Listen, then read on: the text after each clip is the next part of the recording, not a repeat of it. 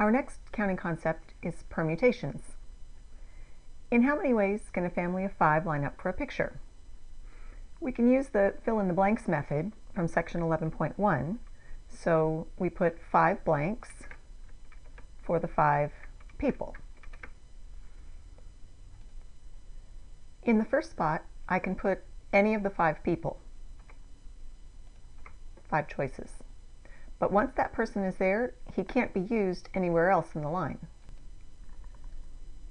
So now for the second spot, I only have 4 choices, then 3, 2, and 1. Multiply, and we get 120.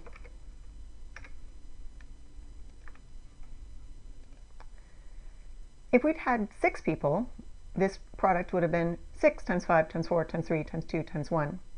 So this type of product comes up a lot, so it has a special name and a special symbol.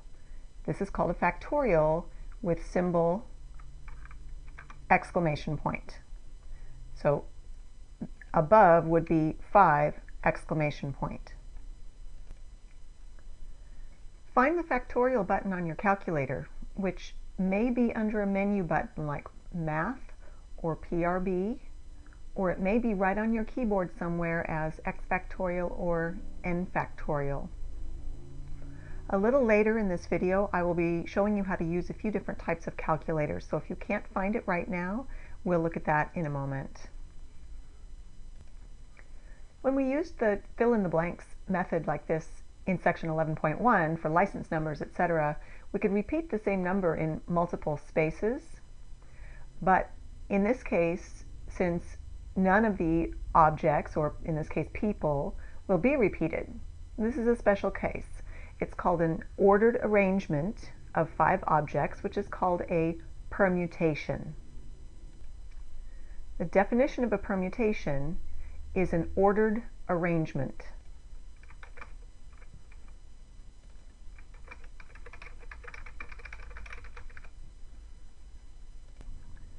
The key concept is order. If a problem talks about or implies that we'll be putting items into a certain order, arranging them, lining them up, etc., it would be solved with a permutation. The number of permutations of n objects is n factorial, which is written as n exclamation point.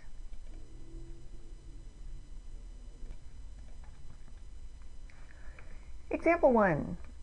In how many ways can the manager of a baseball team arrange his batting order of 9 players? Since we see the key words arrange and order, we know this is a permutation. Actually, either one of those words would have been enough to tell us that. So we have 9 players, that's 9 objects, and a permutation of 9 objects is 9 factorial. Enter that on your calculator and you get 362,880. I think it's amazing how fast the answers to these factorials get so big so fast. It's only 9 players, but there's over 362,000 ways to make the batting order. Crazy. Example 2. Out of a club of 7 members, a president, vice president, secretary, and treasurer are chosen. In how many ways can this be done? Designating certain people to certain offices, president, vice president, etc., is a form of arrangement. That's implied. So this is still a permutation.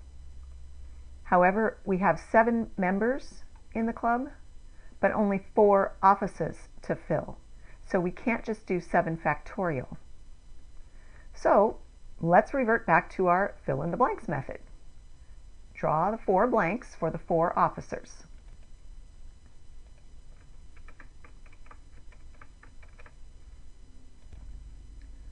Four blanks for president,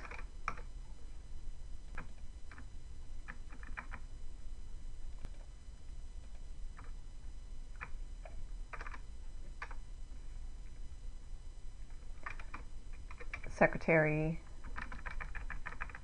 and treasurer.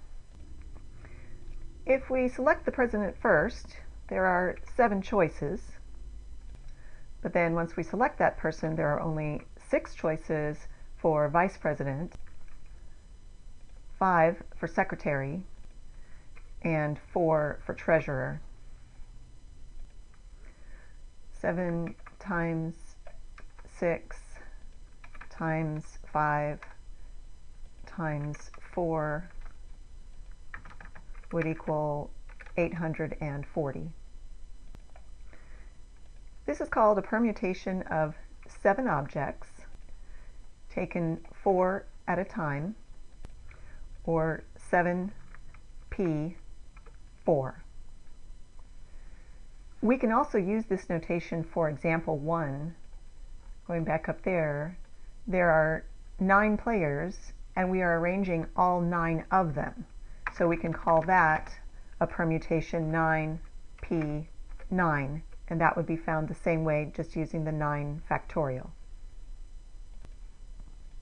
So if both the numbers are the same, we can just do a single factorial to find the answer. But, like on example 2, if the numbers are different, then we need more than that.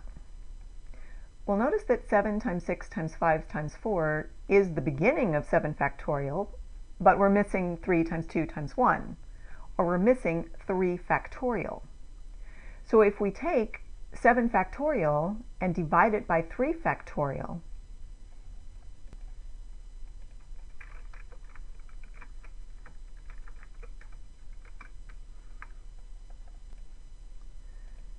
if you try that on your calculator, which we're going to go over in just a moment, you get that same answer of 840.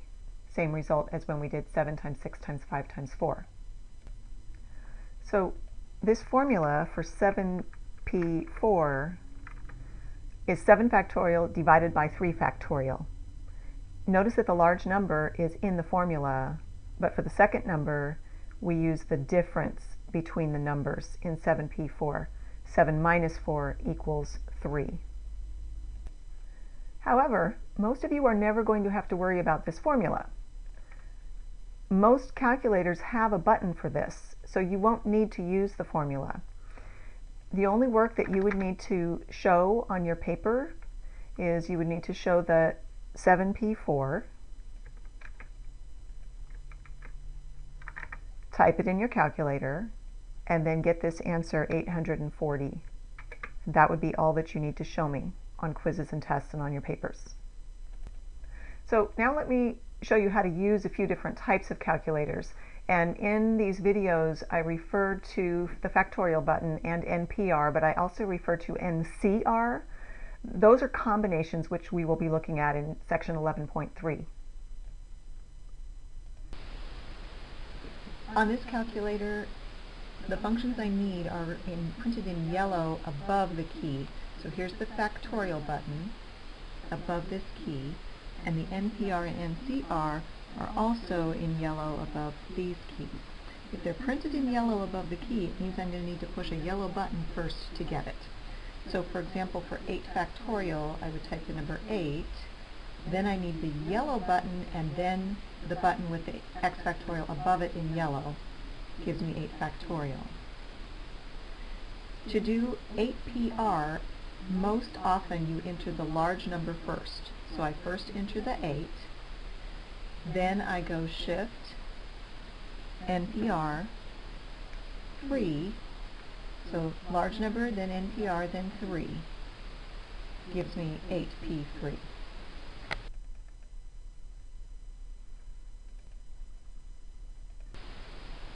On some calculators, rather than entering the large number, then NPR, then 3, we have to enter both numbers first.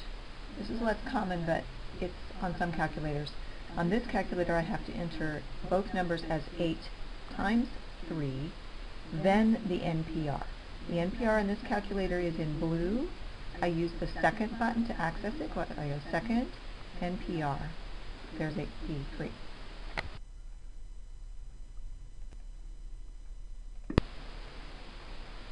Many calculators have menu buttons that you need to access NPR and the other things that you need.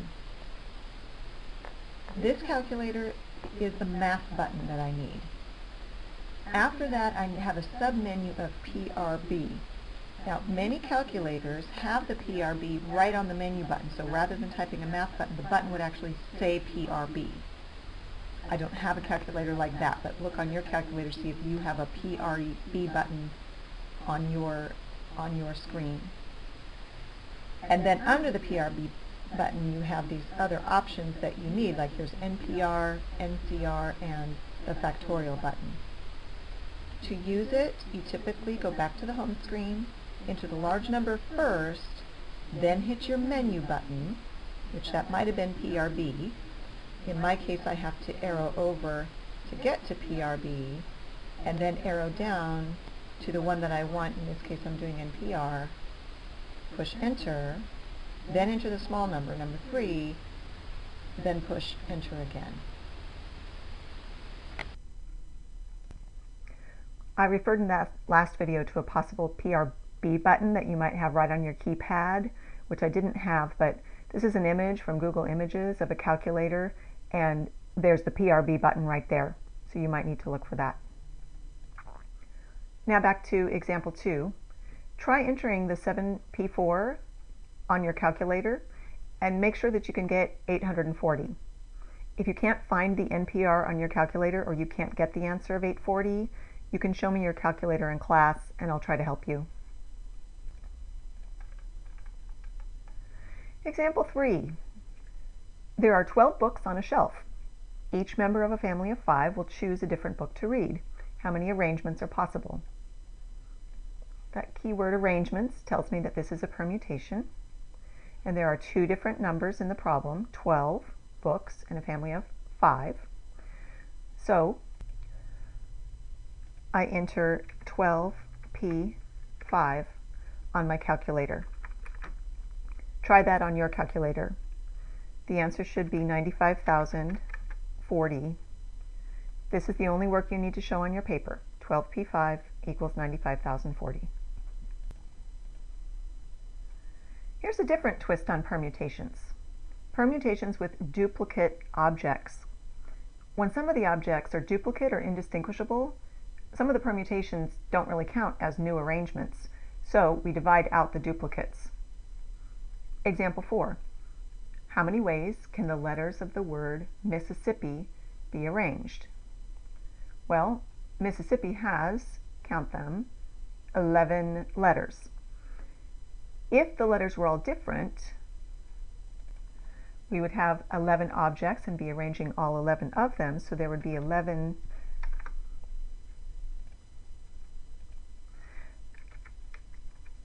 factorial ways to arrange them all. But anytime I switch around the duplicate letters, like the S's or the I's or the P's, it doesn't really count as a new arrangement. So I need to divide out the number of arrangements out of the 11 factorial that don't really count. And that would be, how many ways can I arrange the S's? Well, that would be 4 factorial ways. How many ways can I arrange the I's? 4 factorial ways for the 4 I's. There's 2 P's, so there's 2 factorial ways to arrange that. So the way I would do the calculation, I start with 11 factorial, then I divide by, there's 4 duplicate S's, so 4 factorial. There's 4 duplicate I's, so I divide by another 4 factorial. And then there's 2 duplicate P's, so I divide by 2 factorial for the P's. Try that on your calculator and you get 34,650. Example 5. How many ways can 9 sodas be lined up on a counter if there are 4 Cokes, 3 Sprites, 1 Pepsi, and 1 Mountain Dew? This is another example with duplicate objects, since the 4 Cokes and the 3 Sprites are identical. So try example 5 on your paper right now. I'm going to be quiet for a moment so you can try it. So go ahead and try it.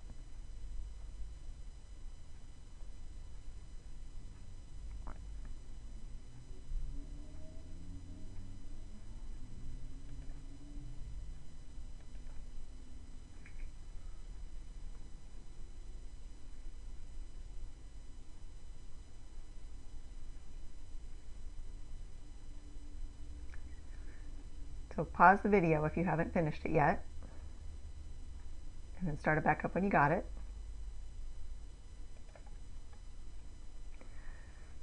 Well, let's see how you should have set up the problem. There's 9 sodas, 4 Cokes, 3 Sprites. So we should have started with 9 factorial for the total sodas, divide by 4 factorial for the Cokes, divide by 3 factorial for the Sprites, and that should equal 2,520. By the way, your textbook shows a formula for this type of problem which uses parentheses. This method that I've shown you gives the same answer, but it avoids the parentheses because I found that entering those parentheses in a calculator can be tricky, but you may use the book's formula if you'd like.